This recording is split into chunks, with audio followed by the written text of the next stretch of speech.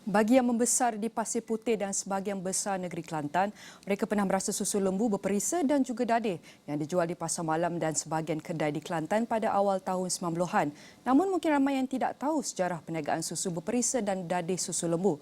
Bagi pemilik perniagaan Zaileha milik industri, Zaileha Musa 58 tahun, era perniagaan menjual susu lembu berperisa dan dadih bermula pada tahun 1993.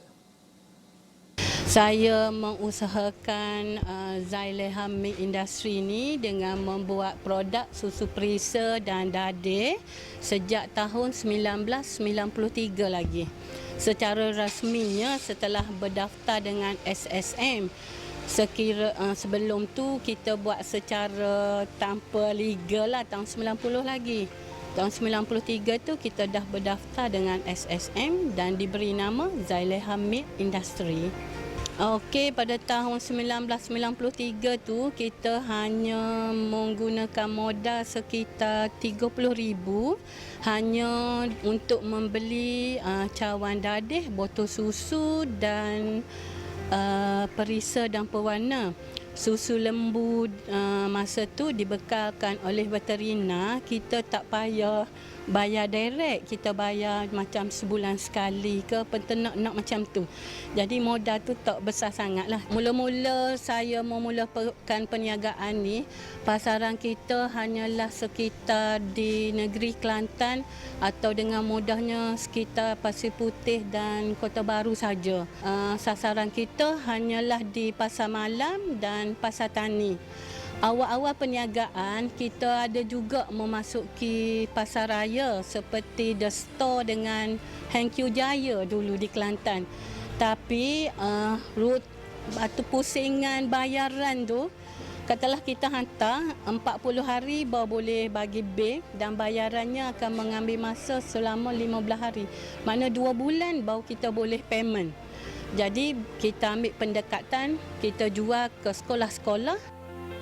Model perniagaan pada era 90 hanyalah menjual secara bersemuka, memasarkan di kedai runcit, pasar malam dan kantin sekolah.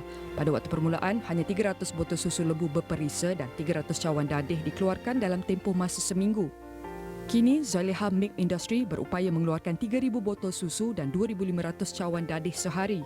Untuk tidak ketinggalan dalam era digitalisasi perniagaan, Zaileha Milk Industry turut menjual produknya secara dalam talian.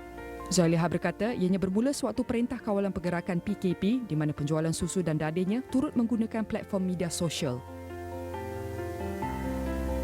Semasa PKP, pasar malam dan pasar tani ditutup operasi oleh kerajaan. Jadi, alhamdulillah dengan dibantu oleh anak-anak muda, anak-anak saya sendiri yang masa tu terkesan juga dengan COVID-19, kita menggunakan platform WhatsApp, Facebook dan IG. Kita mempromosikan susu kita ni melalui platform tersebut. Alhamdulillah masa tu ramai pekerja kerajaan yang bekerja melalui rumah, diorang ambil pendekatan menambahkan pendapatan dengan mengedar susu kita ni secara COD. Alhamdulillah mula-mula PKP tu saya kerugian dalam lebih kurang RM3,000 sebab terpaksa dibuang semua susu-susu dan dadih-dadih yang kita bajet untuk jual minggu tu. Walaupun mengalami kerugian pada awal PKP, ianya tidak menjadi halangan buat Zaileha mengubah model perniagaan dari secara bersemuka kepada jualan atas talian. Alhamdulillah mendapat sambutan seluruh Malaysia. Masa tu kita dapat jual dalam 6,000 botol susu dengan dadih pun lebih kurang tersebut. Jadi sehari.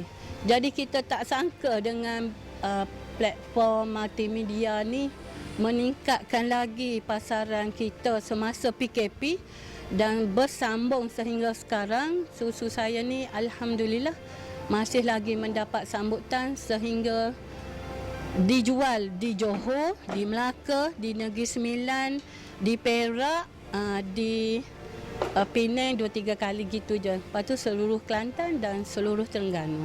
Kita ada sambutan, alhamdulillah.